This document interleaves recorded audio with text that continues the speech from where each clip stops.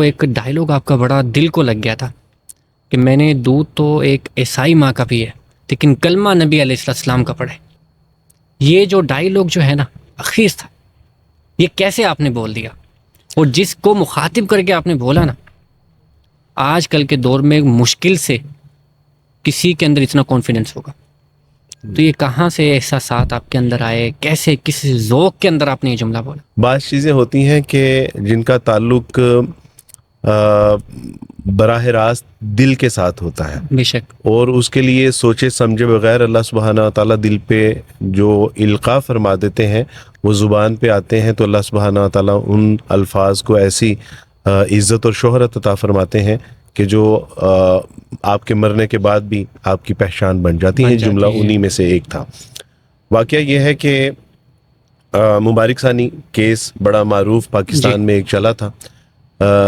قادیانیوں نے قرآن مجید کی ترجمہ اور تفسیر کر کے، جو کہ خلاف واقعہ بھی تھی، من گڑت بھی تھی، اور توڑ مروڑ کر بھی پیش کی.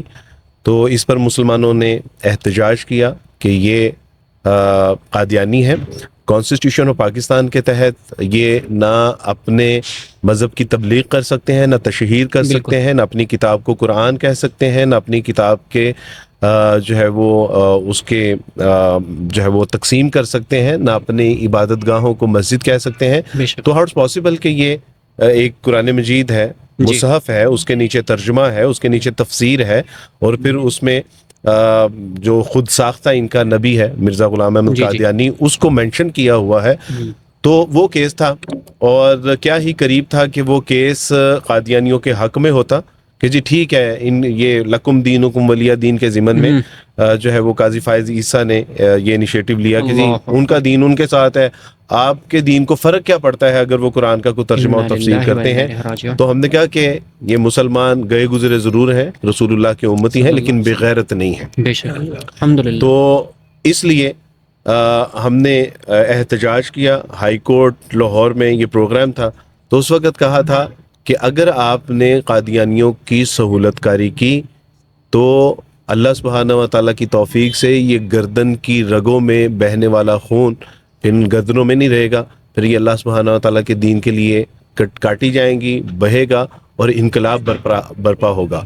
تو میں آپ کو یہ بات واضح کرتا چلوں کہ دودھ تو میں نے ایک عیسائی ماں کا پیا ہے، لیکن کلمہ میں نے رسول اللہ صلی اللہ علیہ وسلم کا پڑھا ہے.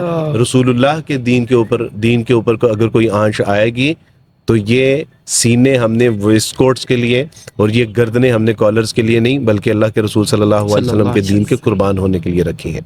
جب وقت آئے گا ان کو قربان کیا جائے گا. تو یہ اس کا پس منظر تھا. اللہ سبحانہ تعالیٰ سے دعا ہے کہ اللہ سبحانہ تعالیٰ یہ جذبات ہمارے اندر، احساسات، کیفیات تازہ رکھیں، اور اللہ سبحانہ تعالیٰ اسے قبول فرما لیں. اللہ اسے قبول فرما لیں.